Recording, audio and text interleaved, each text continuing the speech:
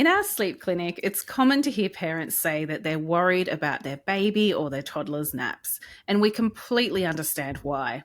Everyone has a different opinion on how long naps should be, and it gets tangled up in a lot of emotion. The reality is the perfect nap for your child might be entirely different from the perfect nap for another, and it might even change day to day. The best nap is the one that leaves your baby or toddler refreshed and ready to go, whether it's a 10-minute power nap or a 3-hour mega nap. There are no bad naps. Today, we unpick what science says about naps, removing the guilt and empowering you to feel confident in your baby or toddler's daily rhythm. Welcome back to Brand New Little People, the podcast companion to the Sombel Pediatric Sleep Programs created by us. I'm Dr Fallon Cook and I'm here with Dr Laura Conway. We are PhDs and sleep practitioners and co-directors of Infant Sleep Australia. Hello, Laura. You're joining us from your little holiday getaway. Yes, absolutely. We are knee-deep in school holidays, and I have come away with my children and family friends, hired a house down near the beach, so really lovely. Beautiful. So that is what the background is for anyone who is wondering, where is Laura? She doesn't normally have those random sticks behind her. Yeah. It's such a 90s kind of thing, isn't it? To put a bunch of sticks in a vase in the background. Love it. It's very holiday house themed. Yeah. No, it's so lovely that you're away. And, we tried to record this yesterday, so our regulars will know that this episode is coming out a day late. We had massive technical issues, and God, we tried, didn't we? You had to get everybody, organised at the holiday house to be quiet. You had yourself all set up with a very unusual setup with your things balanced on pillows. And Yep, that's right. My laptop today is balanced on 2 suitcases. And I'm a little bit precarious, but if I don't move, hopefully nothing will fall over. But today I haven't been able to ensure that all the children are out of the house, so there may be a little bit more background noise today, but I'm sure our listeners will understand. Yes, I'm sure they will. It's lovely. It's so nice that you've gotten away. And technology is being our friend so far today, which is great because, we sat down yesterday, hit record, and everything went offline. Yeah. So if you're waiting on an email from me, I'll try to get to it today or tomorrow. It's just how life goes sometimes, isn't it? That's right, yeah.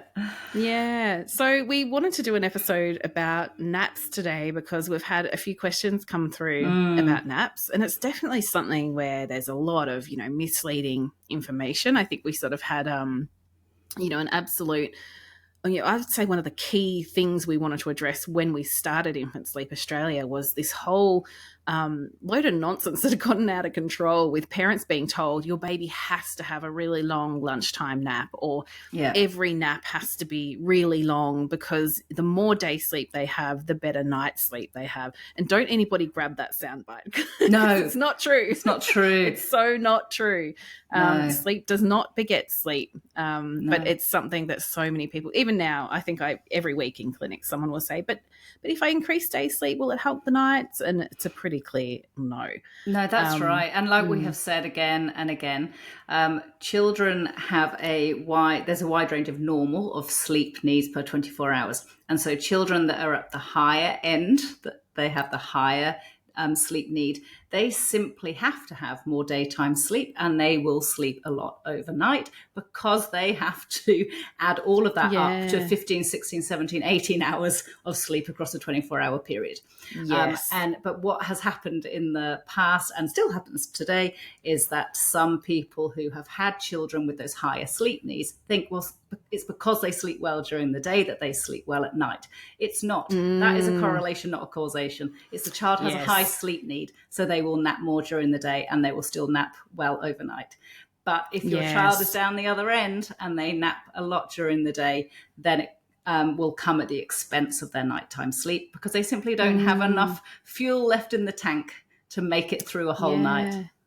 And this is why we need more sleep scientists working at the coalface with families who can look at that data. It's just a simple misinterpretation of the data. People have gone, oh, wow, these ones who sleep 12 hours overnight, a lot of them can do, 3-4 hours day sleep. And they're just going, oh, that's caused by it. More day sleep equals better nights. But most scientists would look at that and go, no, that's not. There's another explanation. Yeah. Exactly. Yeah. Yep. So I guess let's dive into naps and what makes a nap good. And I would say, I don't know about you, Laura, but a lot of families will say, oh, they have. I actually had a family one time, I loved this, who were like, we don't call them cat naps, we call them crap naps. Like, how do we stop getting crap naps? And I was like, I love it. I love the terminology, and I can't remember in that case if those naps really were crap for that baby or if they were sufficient. But, it might be that your baby has a short nap, but that might be all that they need. And there's nothing wrong. There's this idea that a short nap is bad sleep. Yeah. It's poor quality. It's not good enough. And that is rubbish. All sleep is good. It's all equal. I would only say, if they're not making it through a sleep cycle, something's constantly waking them up at the 10-minute, 15-minute mark, and they're not able to finish a sleep cycle, then that would be potentially problematic for them. But that is exceedingly rare. Yeah. And the reason it is problematic is not because it's going to do them any harm, but it's because they're going to be waking up mid-sleep cycle.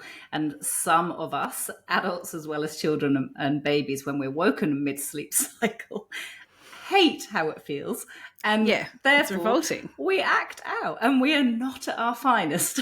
Yeah, and it's the same for babies. Yeah, parents know so well. I bet there are like a ton of nodding heads. Like, yes, when my baby wakes me up, when I'm in deep sleep, not in my lighter stages of the sleep cycle, I feel terrible. Like, it is a really yucky feeling. You've got dribble coming out of the corner of your mouth. You don't know what's going on. Yeah, exactly. So that will definitely make babies cranky. But otherwise, a good nap is simply one that just leaves your baby or toddler feeling refreshed. And it might not be immediate. That's really important. Some babies, even if they have a 2-hour nap, will wake up really cranky. Same for toddlers. They can wake up cranky even though they've had plenty of sleep. We're really talking about 3, 4, 5 minutes after they wake up. Once you get them out of the room, are they bright as a button, happy as Larry, good to go? And doing pretty well while they're awake in general? Or are they miserable all day long and you're not really seeing any kind of happy playtime? We're just looking for those, we want them to be having some happy playtime and coming good pretty quickly after the nap. And that's what tells you that it was a good enough nap. So I hope that relieves a bit of guilt. Yeah, I'm sure that it will, Fallon. And I think that parents will say to me when I'm in the clinic and I'm asking them to describe a typical day for their child, and I will ask, how long it takes them to fall asleep for their naps, how long they nap for, and then what they're like when they wake up. And some parents will be concerned that their baby or toddler always wakes crying. But what I'm not looking at that as a sleep practitioner. I'm not looking at if they wake crying, if that's a problem. I'm looking at how long it takes them to come good. So they are crying because they're just waking up going, I don't want to be in here. What's going on out there? Come and get me. They don't like that transition. Yeah, like and that from transition. asleep to awake. Yeah. And then when mum and dad goes in, picks them up, they're fine. Or they have a cuddle, a sip, a drink or a snack, and they're absolutely fine. Then it's nothing to worry about. Yeah, absolutely. And it's really interesting. There's starting to be a little bit more research done into napping and the benefits of it. And I did a very quick look through PubMed just to quickly get across, sort of what research is showing us. But honestly, I've looked at it and went, this is great. I actually need to sit down for a day and really go through some of the newer papers. So that's on my to-do list. But it's so interesting how napping seems to play such a crucial role in brain development, learning, language learning. There's a great study. I don't know why I didn't write down the reference, but I was telling you about it, Laura, where they taught toddlers nonsense language, just a made-up language. They taught them some aspects of it. Half of the toddlers had a nap afterwards and then were tested on their knowledge of that language. The other half didn't. And it was really interesting because the ones who had the nap consolidated some of that learning. So, saved it to memory, essentially. So it really tells us that naps, play a role in development. But does that mean that more napping is going to mean, amazing genius babies who remember everything? No. No. It doesn't. No. It doesn't. Yeah. No. So we know that sleep in general is just really important to process memories, process emotions, and just for a whole range of elements of cognitive and physical development. And that study that you just spoke about, Fallon, has been done in like high school students and university students as well, not so much with the napping, but just sleeping overnight. So if you learn material and then are tested straight away versus learning a material, having a good night's sleep and then being tested the next day, often people actually do better after they've had a good night's sleep. So it makes perfect sense, doesn't it? Yeah, but we sometimes think it's about cramming stuff into our brains to then be able to write it down quickly. Yeah. So some people might think, well, it's going to be better if you do the test straight away. But actually, no, you need to let sleep do its thing and process the memories so that then you can retrieve it more easily the next day. This is going to be a conversation we have a lot in our new Children's Sleep Australia clinic, where we're working with school age and teenage kids, where a lot of them will start really late studying, trying to cram for exams, when there's kind of like a bit of a balance you've got to strike. You know, you don't want to impact your sleep too much, you know, when you've got tests and things to be sitting. So look, I would say, you know, while it's good to know that napping is important for your baby or toddler, you know, to consolidate new information, learn things, it's not a case of increasing naps at the expense of nighttime sleep. And I think that's really crucial. If your baby is, you know, napping a lot and their nights are really fragmented, there is scientific evidence suggesting that really broken nights can have detrimental effects on other aspects of development. And so I would always be thinking about trying to protect those nights. Doesn't mean you've got to panic and have the most perfect nights, you know, but if your child's reaching sort of 1 year of age and they're still having really fragmented nights like a newborn baby would, definitely time to do something about it, because it's so important for their well-being. And if you're a bit of a research nerd and love a bit of science, I wanted to find a reference that those listeners can look up if they're really keen to learn more. There's a great paper, a meta-analysis by Staton et al. In 2020. You could search that up on PubMed or Google Scholar if you're keen to do a bit more reading about naps. Yeah. But yeah, Laura, we were sort of talking about sort of two key things that we want parents to be thinking about in terms of naps. Do you want to go through maybe the first one? Yeah. So sometimes what we see is that a baby or a toddler is an awesome napper. They do brilliantly during the day, and parents will come into the clinic and they say, oh, sorry, we don't need to do anything about the naps. The naps are great. She naps for, 3 or 4 hours a day, but it's the nights that are awful. So what I want is not just to forget about the naps, but I would like you to help us focus on improving the nights. If only we could. If only we could. But often what is happening in that instance is that the baby or toddler is kind of overdoing their daytime sleep. And they're very, very happy during the day after they've had these nice long naps. And parents can look at me like I'm mad when I say, actually, what we need to do is trim down the length of those naps because they're using them to catch up on the really broken sleep that they're having in the night. So usually what we find is that for babies and toddlers who are really happy nappers, but they have poor nights, is that we trim down their daytime sleep. And usually that goes a really long way to improving their nighttime sleep. Yeah, it's amazing, isn't it? Because by trimming down that day sleep, we get this increase in sleep pressure at night. And what parents often haven't realised is that when those nights start to improve, there's fewer wakes, there's some nice longer stretches, or even maybe just their baby or toddler resettles much faster when they do wake. They wake up in the morning a bit more on the front foot. So they're not looking for a heap of the ones with the fragmented nights. They wake up in the morning, they usually feel pretty rubbish and they want to catch up on sleep all day. And then, of course, it's followed by another terrible night. But by deliberately trimming down that day sleep, we see those nights improve. And then suddenly you've got a baby or toddler who actually can make it through the day more easily on less day sleep. But it's definitely not an easy path. Like, it's important to do.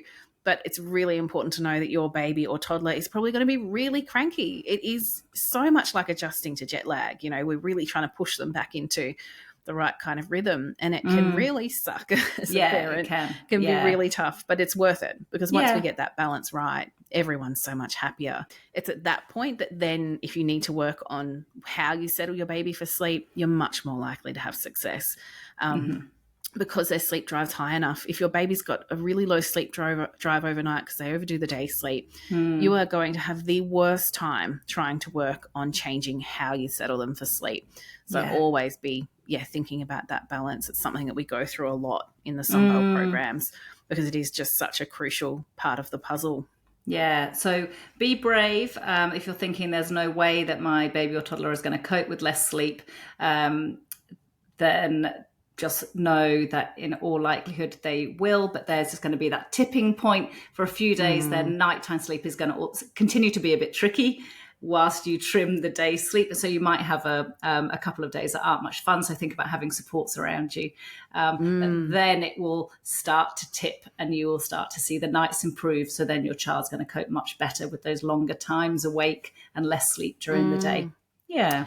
Yeah, and one great tip actually to make it easier is to be out of the house doing lots of things, because when parents say to me, it was really easy to make those changes. I'm like, oh, what were you doing? And they're like, oh, we were away camping. We went to visit family. And it's like, there's so much interesting stuff going on. It was much easier to keep your baby or toddler awake a little bit longer in the daytime. Yeah. Those parents hardly even notice the change happening because it's not a big struggle. So plan lots of things, get out and about. Yeah, you'll get through.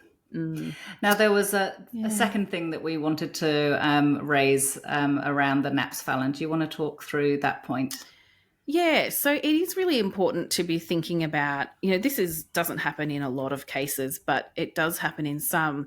If you're finding that your baby or toddler is just grumpy all day and they're never refreshed, they don't have much happy playtime, please be checking for any medical issues that could be impacting their sleep. So babies and toddlers are really cranky all day, never seem happy. So often there's a physiological reason for that. There's something interrupting their nighttime sleep that can mean they're not waking up refreshed. They're then, really struggling to get the sleep they need. Be thinking about things. I think number one is snoring. It's never normal for a baby or toddler to snore. I mean, the exception would be if they've got a terrible head cold or something. You might hear some noisiness, but it should disappear pretty quickly. Gasping, coughing in their sleep, waking up with a splutter. If there's pauses in their breathing and snoring, often they're not getting good quality sleep. So really important to talk to your GP, demand a referral to an ENT and get that checked. Super important. We don't want that to go on too long. Thinking about things like if they're having really mucousy nappies, blood in their nappies, frothy nappies, they've probably got an irritated tummy. That can make it pretty hard to sleep. If they're vomiting a lot. And eczema is a huge one that most parents just don't realize. Even really mild eczema can cause your baby or toddler to wake a lot. It's just a little bit of discomfort sometimes, but it's enough to pull them out of sleep and wake them up. So if you're just really struggling with persistent grumpiness, definitely talk to your GP.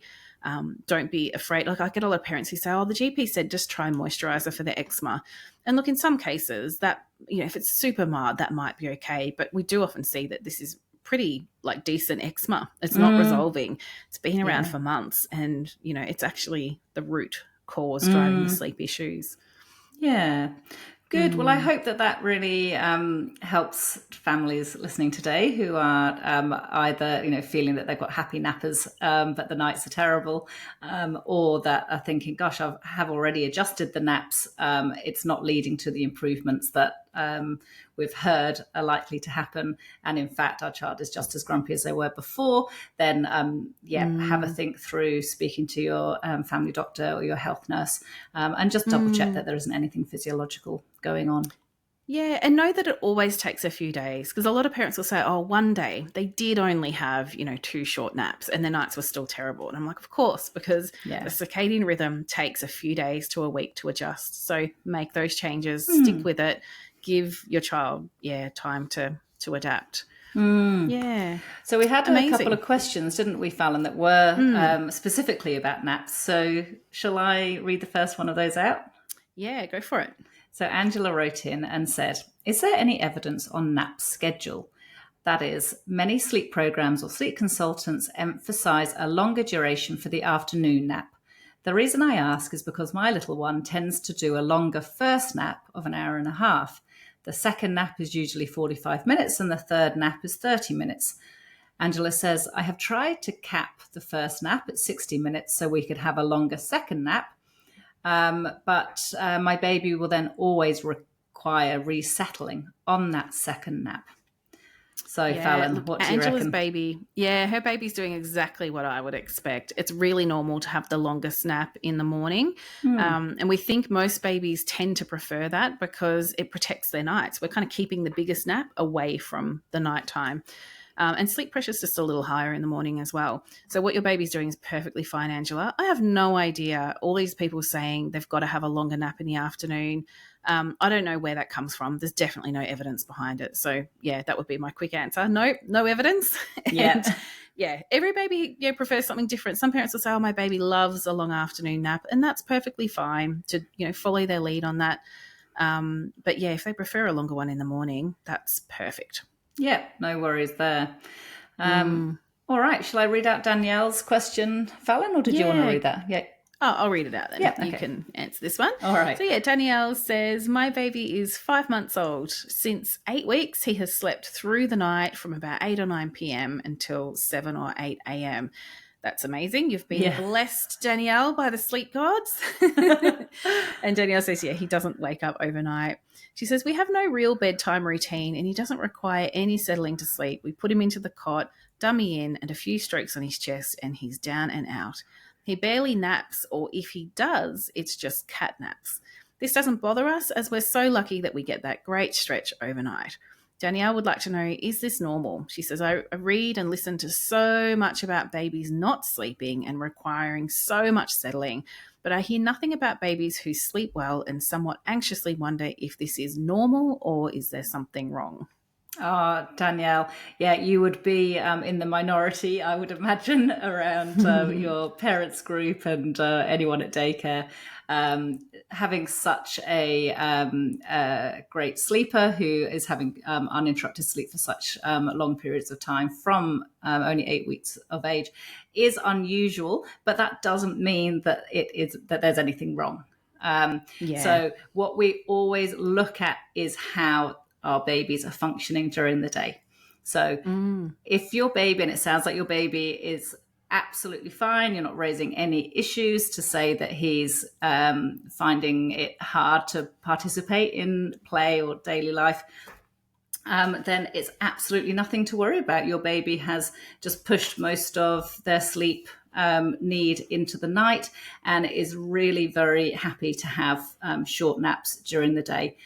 Functioning well, totally fine. Don't worry about it. If you were saying that your baby is not participating well during the day, was very floppy, was any lack of eye contact and not wanting to engage with you or toys, not looking around, then it would be definitely worth speaking to your GP or health nurse, because then you'd be wanting to have some checks to ensure that there isn't anything else going on that was making him really, really sleepy overnight and sleeping for long periods of time. But ordinarily, we would then see a lot of sleep during the day as well.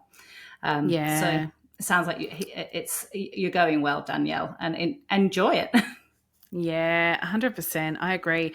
I think Danielle has provided the perfect case study to demonstrate that more day sleep doesn't mean more night sleep, or that opposite, which would be a lot of people are out there saying, oh, if they have, short, terrible naps or miss naps, it's going to ruin their nights because they're overtired. No, it's not. No. It's just not. So thank you, Danielle. It's a really good example of how very different babies can be. There are plenty of 5-month-olds who would not cope if they didn't have, 4 big naps. But here's Danielle's baby who copes perfectly fine with shorter naps. So this is why it's so important not to compare to other babies. It's so hard not to. But if you've got a happy baby and they're sleeping all night, I'd just be like, yes, jackpot. Yeah, it's awesome. Oh, cool. No, thank you both, Angela and Danielle, for writing in about naps. It kind of inspired this episode. Yeah, it did. All right, shall we get on to the other parent questions, Fallon? Perhaps I'll take the first one. So Ria has written in with questions about her 13-month-old and her 3-year-old.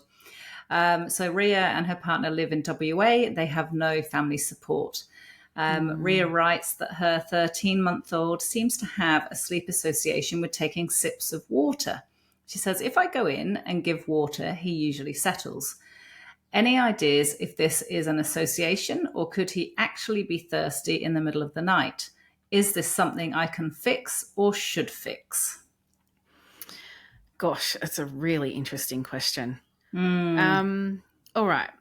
I would be thinking about, I mean, Ria doesn't mention that, he's refusing to drink anything during the day. I feel like Ria would have probably said something about that if, he's wanting to drink water all night and barely touches water during the daytime. I'd always be thinking, if you feel that overall he's drinking water excessively, talk to your GP, just because that can be a sign of diabetes. It's probably not, but, anything out of the ordinary like that, I'd always just follow up with a GP.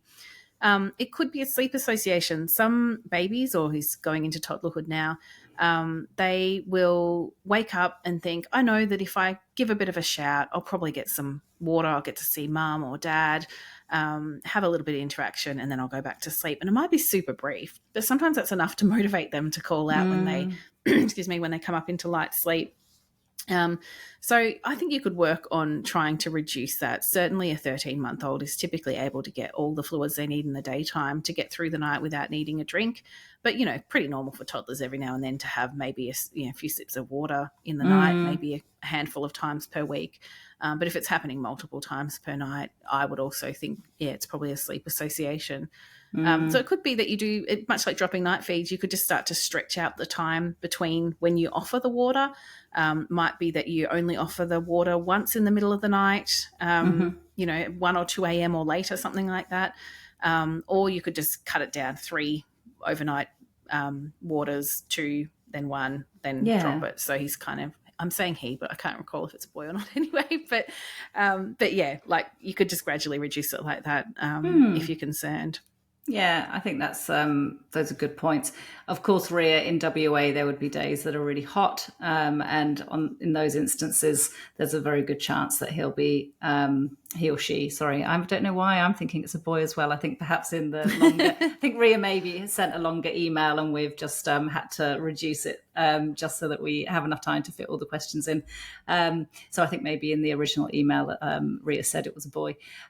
Yes, so if he's really hot, then because it's a hot night, then he may well need to drink more overnight. Think about your own thirst levels and just think about the temperature of the room and try and keep it down where you can so that he's not getting too hot in the night.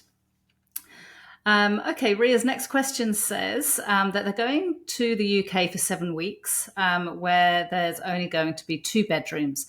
And Ria wants to know what the best sleeping arrangements are. So she's given us 3 options that she needs to choose between. So, of course, they've got the toddler, the 13-month-old, and then they've got the 3-year-old. So the options are that Ria could co-sleep with the 3-year-old, but the 3-year-old has never co-slept and has a tendency to sleep at all angles in a bed. The second don't love that option. No, I don't love that option either. 0 out of 10. Yeah. The second option is give him a small mattress on the floor of the room that Ria is sleeping in, and then Ria sleeps in the bed and he sleeps on the mattress. Or the third option is that Ria sleeps downstairs on a mattress and leaves the 3-year-old with the bed in the bedroom. What do we recommend? I would go with option 2. If it was me with my kids, I think, there's probably a safer option. You're probably less likely to run into trouble when you get home and suddenly you've got a 3-year-old who's like, I sleep in a giant bed now, or I sleep in a giant bed with you now, Mum. Yes. So when I travelled with my little ones, my youngest was, I think, 2. She was a pretty big 2-year-old too. One of the things we did, it was just so easy. Wherever we were, we pulled the couch cushions off and made up a little bed for her on the floor of our room. It meant that she was close to us, or otherwise we'd put her in with her brothers, but she was close to someone, because it's a bit weird travelling. You're somewhere new. Your 3-year-old's probably going to feel a little out of sorts being somewhere different, and it's harder to sleep. So you can keep them close in the same room, but then, they're not suddenly expecting to be co-sleeping. So yeah, could be that you make an improvised bed with some couch cushions, or you get a little mattress, or if somebody's over there's got a spare cot mattress, that can work really well on the floor for a 3-year-old. They don't need much to feel comfortable, do they, at that age? So you can kind of just wing it. But yeah, that's what I'd lean towards. Is that what you'd say, Yeah, Laura? absolutely. Definitely go with option number 2, Ria. Take any Lock it in. lock in number 2. Take any comforters, any dummies, any sleeping bags that your 3-year-old uses, and then make it seem like a bit of an adventure. And enjoy that trip to the UK for 7 weeks. I'm very jealous.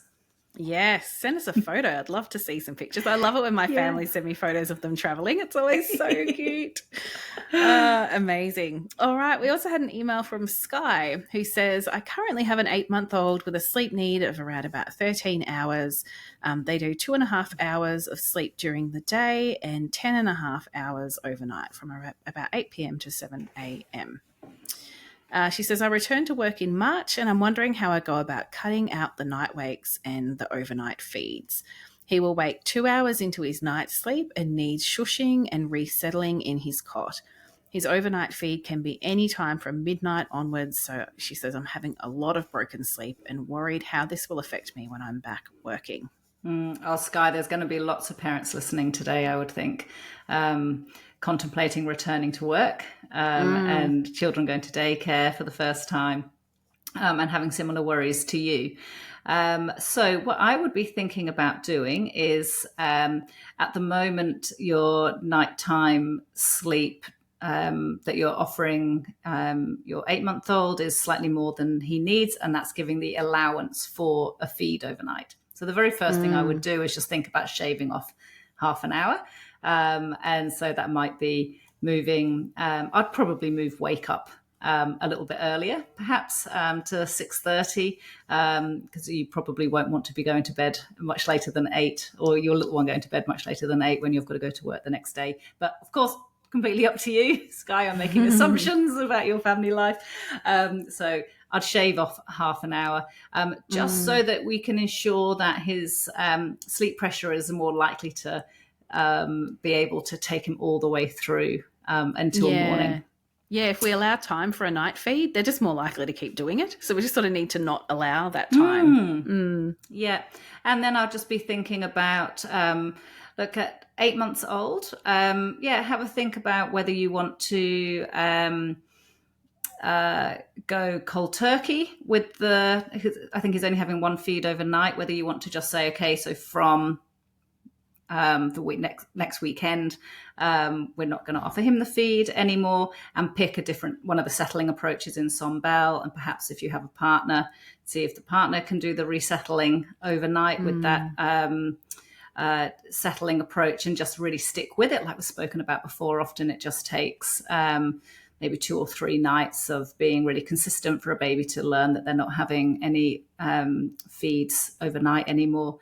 Or you might want to start to, over the next week or two, start to gradually reduce the volume of the feed first. And again, that's going to depend on whether it's a bottle feed or whether it's a breastfeed, as to how easy that will be. If it's a bottle feed, parents will often just slowly, every few days through night, every few nights, reduce the volume by somewhere between, 10, 20 mils until there's hardly any that your baby is having, and then you drop it altogether.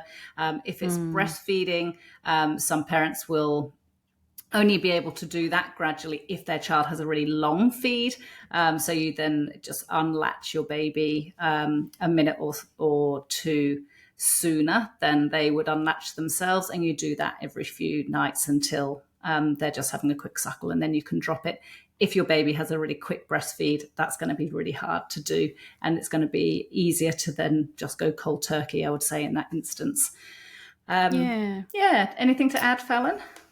Only that, if he's always needing shushing and sort of padding or something like that to get to sleep, then I'd be thinking about encouraging more independence for every settle. So not just the overnight feed when you go to drop it, but even at bedtime, trying to work towards him being a little bit more independent and falling asleep is likely to to really pay off. Mm. But yeah, good luck with the return to work, Sky. It's a huge, big change to go through, but I know so many parents, don't mind getting back into work and kind of tapping into that part of their brain again. So hopefully you'll find that really rewarding and manageable. Good. Yeah, next question is from Josie. Do you want to read this one out, Laura? Mm-hmm. Yeah, so Josie has 8-month-old twins who have 2 naps each day, totaling 3 hours. And then they have 10.5 hours overnight with 1 overnight feed. So not too dissimilar to Sky's little one. So Josie says they've used this schedule for 2 weeks now, basing it on an estimate using a few days of sleep diary data and trial and error, because Josie said they found it really hard to track the sleep of both of their babies. It can be very, very hard when you've got more than one baby to track sleep. And Josie did include some extra information in her email, so I appreciate that it has been hard for you, Josie. So Josie's main struggle is stretching wake windows, and the twins have ongoing grumpy tiredness towards the end of each of the wake windows. They are using all sleep opportunity, maybe 30% of the time. And the rest of the time, they're either having a shorter last nap or waking up to 30 minutes before wake up time. But the wake windows are hard, and I feel like I'm constantly in this stretching phase. Is this normal? Should I expect to get easier, or should I just brace myself to continue as is? Do we have any tips for making it more doable? Josie says, I feel like shortening the first wake window just doesn't work and leads to a cascade, resulting in me needing a third power nap at around 4:30, which then leads to false starts at night. Oh, Josie, you're doing such a good job. And I love that you've been working on that schedule for 2 weeks. So you've really tried it out, because then it's by having that consistency, you've realized that, okay, they're not using all of the opportunity to sleep that you're giving them. You're saying only 30% of the time will they actually sleep that amount. So I think you are very close to having this sorted. And I would consider adjusting their daily rhythm to be potentially 13 hours. So just dropping 30 minutes from somewhere. This is a little bit like Sky's, isn't it? But just dropping 30 minutes, because it sounds like sometimes they will wake up sort of 30 minutes early, and it might make all the difference in the world. You might get to a point where, they're having really good nights, then they're waking up more refreshed, and then you can get them through the day on those 2 naps. Definitely sounds like avoiding that third nap is really important, because you're seeing that you're getting false starts if they have it. And the twins are 8 months old, so really shouldn't be having that third nap anymore anyway. So I think you're really close, Josie. I think it's probably just been the schedule hasn't quite fitted. It's just allowed a little bit of wobbliness. And some babies are exquisitely sensitive to that little bit of wobbliness. If they know, I'm going down for the night and I need, they're looking for maybe 10 hours of sleep, but there's 10.5 hours opportunity. Even just that, some babies will just keep waking up for half an hour in the middle of the night. And once we reduce that opportunity, it all just comes together. But it does take, a week or so for that to happen. Sorry, I'm all over the place. I'm giving you all of the ins and outs, but I think you're really close, Josie. So have a think about how you could adapt that schedule. Maybe take 30 minutes off somewhere, and see how you go. Give it a week, and it might hopefully all come together. Yeah, and I also I appreciate that, Josie. You're describing that you feel like you're in this stretching phase, because we do talk about just stretch them a little bit longer for those wake windows. Now, and you're describing that they're grumpy just towards the end of the wake window. So again, I'm not hearing that they're grumpy all the time. It's grumpy towards the end of the wake window when the sleep pressure is getting high. So again, not something to worry about, because it's not the whole time that they're awake that they're grumpy. And once you shave that 30 minutes off, either perhaps if you're finding that they, you need to pick whether you're going to shave it off the day or the night. So if it's the naps that they often don't make that full 3 hours, then I would just shave that. I would think, well, let's just have their day allowance 2.5 hours. But if it is the morning wake up that they often aren't making, I would just make morning wake up a bit earlier. and do the half an hour there. And you'll probably then find that then when they're able to maintain their sleep for the full stretch overnight, they're not going to be quite as grumpy in that last bit of their wake window, but a little bit of grumpiness is actually just to be expected. Keep going, Josie. Yeah, you're doing a great job. Excellent. All right, so Chloe has sent in an email, and Chloe has said, from the slow fade approach, we have built a really consistent bedtime routine for my 6-month-old baby boy. The problem is within a minute of the light going off, I'm sorry, I'm starting to laugh already at this. I'm laughing in sympathy, Chloe, with this email. So as within a minute of the light going off, my baby does a massive poo in his nappy. Every night. So the light goes back on and we're back to the beginning of the routine again. Chloe says, my baby is perfectly happy and he doesn't seem to mind at all. But I feel like somehow I have taught him this association with the bedtime routine and pooping. I've tried moving the breastfeed earlier and reading longer stories, but he seems to hold out till the lights are off. Is there a way that I can break the association between the end of the bedtime routine and pooping? Chloe adds, once I've changed him, how much of the routine should I redo in order to resettle him? I love this question. It's so interesting. Chloe, I don't think you've taught him to do that. I think as parents, we immediately go, what have I done wrong? You've probably done absolutely nothing wrong. Yeah. So what I think we often just fail to talk about is the fact that calorie intake and all the output in the nappies as well, they're actually part of the circadian rhythm. Like all of our body systems kind of fall in line with the circadian rhythm. So when I hear that a baby is pooing at a time when they should be going to sleep, I always think probably a few tweaks to things is going to iron that out. For some reason, Chloe's baby doesn't think it's sleep time until it's done this poo, and then, it's, I'm assuming, falling asleep fine after the second go at the routine. So I would definitely be thinking about things like bringing that feed earlier. Chloe mentioned she's tried that. I would just do it really methodically. Like you might move it 10 minutes earlier every few nights until you kind of reach a point where hopefully you'll find that that poop comes and happens a little bit earlier. Then you can, do your wind down into bed and all be fine. Also, it won't last forever either. It could completely stop happening all on its own. But if you're really thinking that, something about it going dark is signaling, it's time to get this out, then I would experiment with the light a little bit too. So it could be that part of your bedtime routine is to have a song together in the dark room or something where maybe he lies down. Maybe it's just lying down on the bedroom floor, not the cot. It's dark and you sing a little song and that's part of your wind down routine. And then you go and maybe you do something out in the light. Maybe you walk out into the living room and say goodnight to other family members if you've got them. And then you go back into the room. So you could kind of just test it out. Like, are you finding that when you do that, the poop happens when you do the song in the dark? So it's going to kind of answer your question around, is it a sleep association thing or not?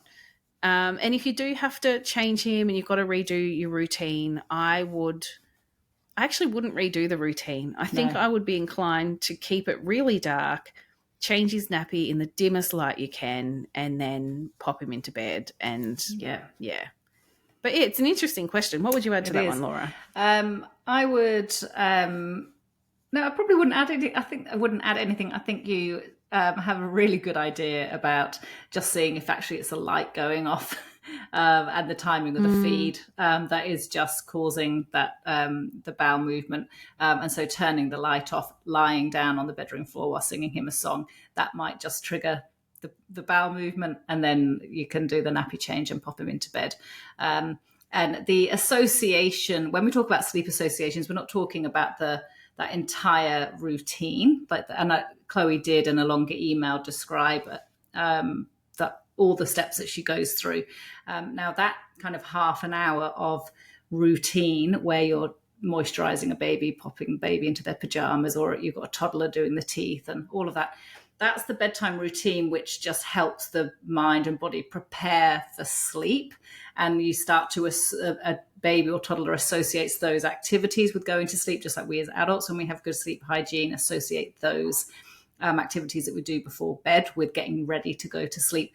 But the sleep associations are what are in the cot with your baby at the time that he falls asleep. So it's when you're thinking about needing to redo the whole routine because that's the association, that's not quite the case. It's just what's in the cot when he goes into his cot at the point where he falls asleep. That's what we think of as the sleep associations as he falls asleep. So that's why Fallon is saying that you don't need to redo the whole routine, bedtime routine, because that's just the lead up to it.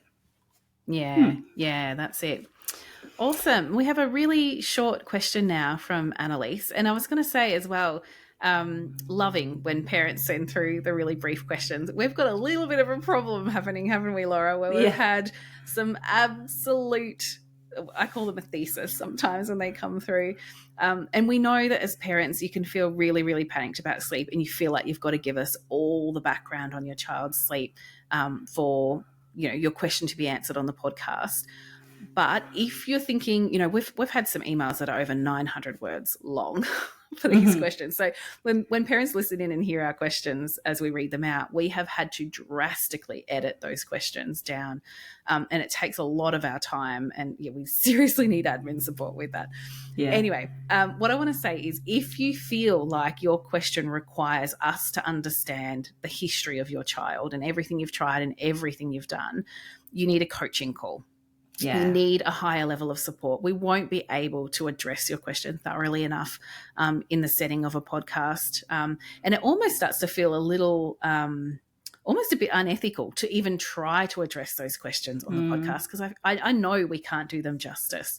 So if you're typing out your question for us and it's really getting very long, just keep that in mind. Think, should I just trim this right down to a couple of dot points? And is that okay? Or do I just need to have a coaching call and really talk this through? And definitely please aim for really super succinct. Otherwise, we've got to trim it and we don't know if we're trimming the stuff that's actually really important to you or not. So it's better if you trim it down to the core questions. Yeah. Anyway, so on that note, Annalise has a lovely short question for us. She said, do you have any tips for moving an infant from sleeping in their cot in our bedroom to sleeping in their own bedroom? She says, I'm unsure when to make the move, knowing that separation anxiety is starting for them now. So I'm not actually sure how old this baby is, but what do you reckon, Laura? What's the best way to do it? Red Nose Guidelines is to the safest place for a child to sleep is on their own sleep space in the parent's room for the first 6 to 12 months. So if your baby is older than 6 months, which I'm imagining Annalise's baby is because she's mentioning separation anxiety, that can start very, very early from 6 months, but generally we see it more strongly around 9 months. So that makes me think perhaps Annalise's baby is maybe 9 months old, perhaps. Once they're over 6 months of age, you can move them into their own room. Of course, like we've spoken about before, there are reasons why you might do it beforehand, but just as a kind of general rule, first 6 to 12 months, share a bedroom with the parents. Now, then we're thinking about how to make that move as easy as possible. Now, if you have a situation like Annalise's where she feels that there may be separation anxiety, then what you would want to be doing is helping your baby feel as familiar as possible with this new room that they're going to be going into and doing a cot settling approaches. All of our Sonbell cot settling approaches involve you staying with the baby as you're settling them in their cot or their bed for toddlers.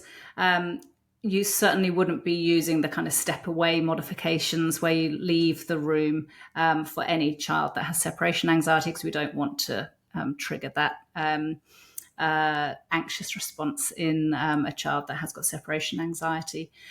So I'd be thinking about in the lead up to making that move, perhaps if you've got a chair in the bedroom, you could start doing some of the bedtime routine in their own bedroom, reading them a story on the rocking chair, perhaps giving them their final feed in their bedroom before putting them down in the cot in the room that they share with you, first of all, just to help them gain some familiarity with that bedroom. Some parents will then bring in some naps in that bedroom during the day first, before moving to putting their baby in that room overnight as well. And others prefer just to do it all at once, naps and bedtime. You start at the same point.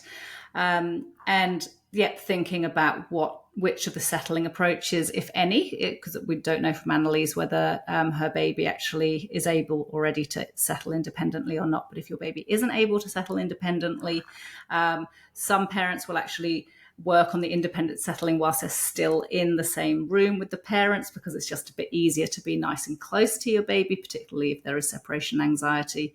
And others just make the move to the new bedroom and then pick an approach where you stay alongside the cot, do the cot settling. You may want to put a trundle in the room with them for the first few nights so that you stay close by, and then go back to your own room when you feel ready. But again, depends on the child whether you really need to do that or not. Separation anxiety, you may well want to do that. But if mainly they're fine, you wouldn't necessarily need to sleep in there with them first. Gosh, Fallon, I feel like I just went blah, blah, blah, blah, every possible option. Every option. Annalise is well equipped now with every version.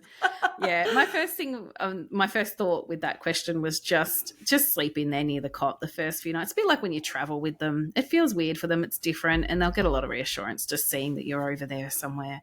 And I would generally say if your child's over 6 months of age, they're healthy, and you're finding your sleep's really interrupted because you hear every little gurgle and squawk, or you think you're snoring. I know there's a lot of snoring parents out there who know that their snoring wakes their baby, then make the move. Everybody will sleep better. And it's fine to do that after 6 months. Keeping them in your room up to 12 months is sort of optional, depending on what you want to do. Awesome. Okay, great. Now we have another question from Lydia. So Lydia has said she's previously sent in some questions to the podcast, and she says, we have followed all of your suggestions. They've used the supported accelerated approach, and the suggestions have worked beautifully, which is great to hear. Well done, Lydia. Yeah. Their child went from waking approximately 7 times a night to now just 2 or 3 times. And he also no longer feeds to sleep, which is awesome. Well done. He has one feed at 2 a.m. and sometimes one other between 5 and 5:30 a.m. if the settling is taking more than 20 or 30 minutes. His average sleep need is 11 and a half hours. He has 2 hours a day sleep across 3 naps, and then 9.5 to 10 hours overnight. Lydia says, do we have any suggestions for how to help him sleep for longer than 4-hour stretches? She has then done a little bit of brainstorming herself. So I'll just read out the brainstorming that she's done, Fallon. She says, should we be pulling the nap budget lower? So 1.5 hours instead of 2 hours. She also asks, should we be transitioning to 2 naps? He's 6 months old. And finally, Lydia says, he has recently started teething, and they've also introduced solids, and it looks like he's about to crawl. Do these really impact sleep the way the internet insists? It's been over a week of consistent effort, Lydia says. Lots to think about. So first of all, is he struggling to settle for that 3rd nap of the day? Like, are you finding you've got to do it in the pram, or it's got to be in your arms because it's tricky, or it just takes so long to settle him? If it's at all hard, it's time to drop it. That would be what I'd be thinking in terms of that 3rd nap. He's 6 months old. Some of them are ready, some of them are not. So yeah, just have a bit of a think about that one. Should you pull the nap budget even lower? You could. It could be something that you try. You could also just adjust the night. You're allowing sort of an extra 30 minutes in there some nights. Maybe it's just pushing that bedtime always to 8:30, and you might find over the course of a week it makes a really big difference. So that's something you could definitely think about trying as well. Regarding whether, teething, solids, crawling, do they really impact sleep the way the internet insists? They can. If you're worried about teething, use Panadol or Nurofen. 20, 30 minutes later, you're going to know that pain's probably under control. And then you can kind of rule out teething. They teeth all the damn time in this first year. So, you can't always be stopping what you're doing because you think there's teething. So, manage it with pain relief. Starting solids, I don't think that has much impact on sleep. If anything, having some bulk in their tummy can really help overnight for some babies. Crawling, if he's crawling around the cot, it could mean that he takes longer to settle because he wants to practice those new skills. But I feel like what Lydia's getting at is there this sort of, I feel like some of the advice online, it's almost like some kind of magical thing where if they get a new skill, they'll just have terrible sleep, even if that new skill has absolutely nothing to do with sleep. And I don't know where that comes from. If he's learning to crawl, it's not going to impact his sleep unless he's trying to do it in the cot when he should be sleeping. I hope that makes sense. So I would say no, they don't have a huge impact on sleep. But, there'll be parents who disagree with me. That's totally fine as well. Yeah. Would you add anything to that? There'll be variability from baby to baby. But I tell you what, if your baby is just learning to crawl and you're finding that it's then taking them longer to fall asleep than in the past, it's probably because them learning to crawl has coincided with a change in their sleep needs anyway. Also combined with they're now more mobile, and in the past they would just lie there quietly and perhaps might look like they were asleep or just be it just wasn't as visually obvious to us as parents that they were awake and taking a little while to fall asleep. Now they're moving around and we can see it, and they're doing things like knocking their heads and getting upset about it. Yes, it's one of those things where it's a correlation, it's not a causation. So it's not the learning to crawl that's impacting the sleep, it's just the timing of it happens with a lot of other things at the same time. And it's more likely, I think, Fallon, that idea of taking away that half-hour variability overnight is going to really help a lot. So moving...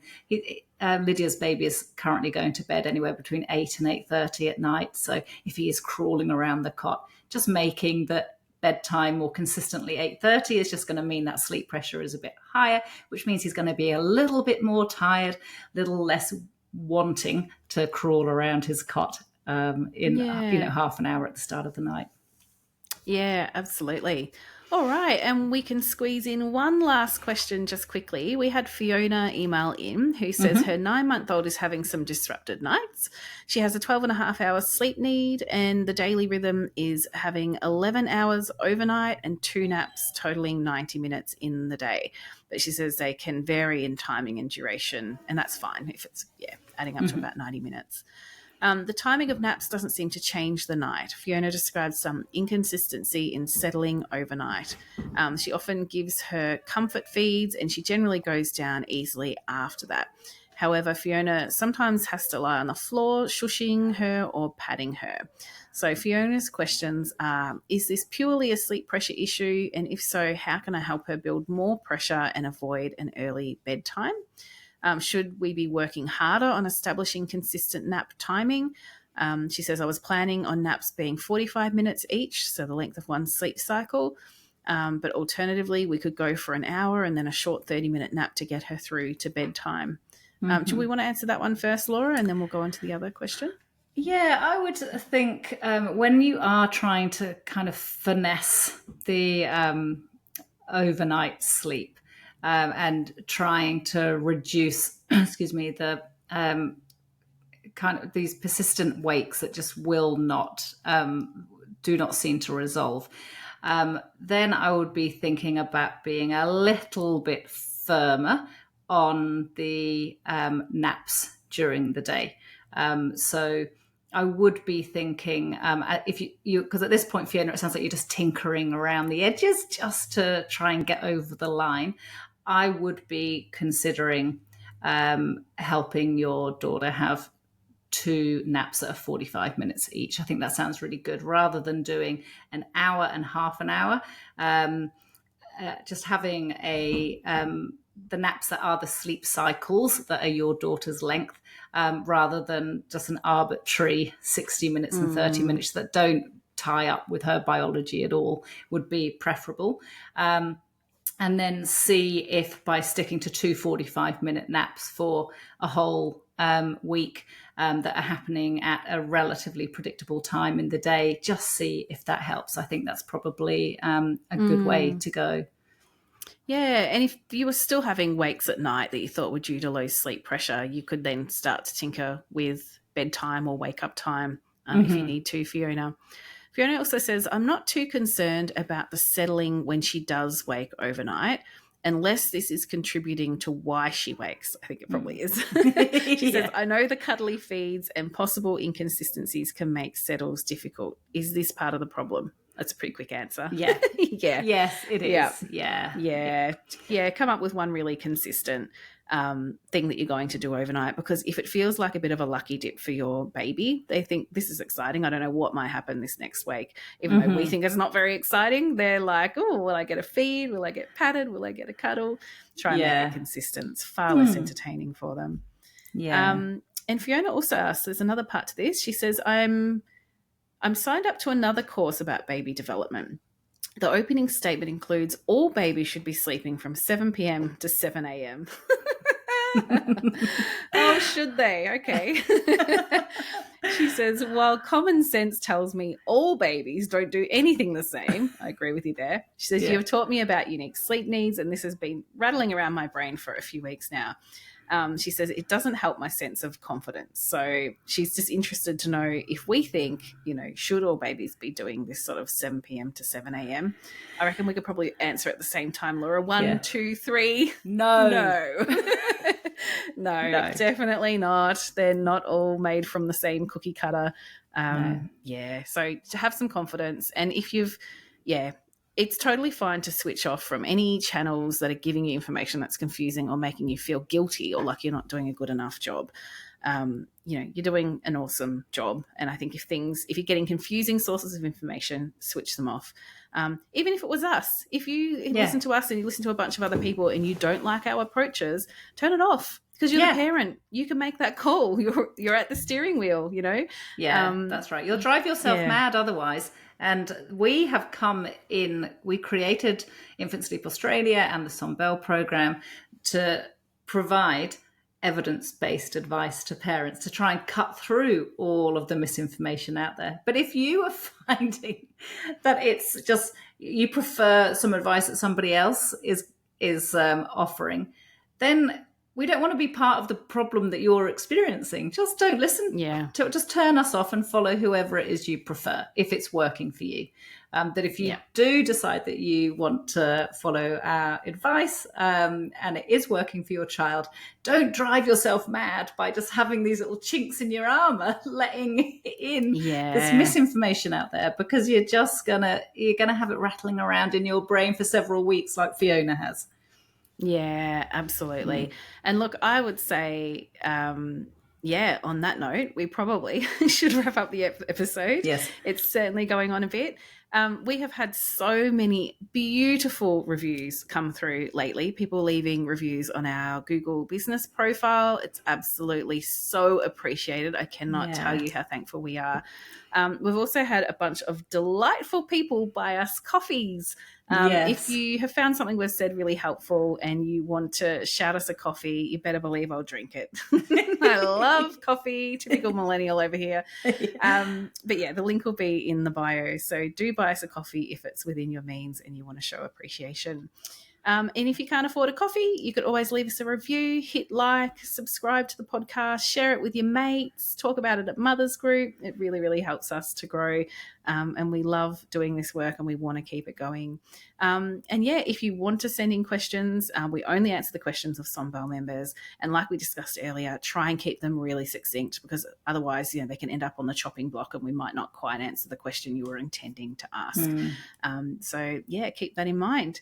Have a great week, everyone. And welcome to all the new members. We have had the most astonishing number of new people joining us. And I reckon there's a lot of people who are like, right, we're going back to work soon. The holiday period's over and we've got to get some sleep. So I love this. Welcome to all those new families. If this was your first episode tuning in, know that we've got a huge back catalogue of episodes covering everything under the sun. So do start working through those when you can. Yeah, have a great week. Yeah, all right. Thanks, everyone. Bye-bye.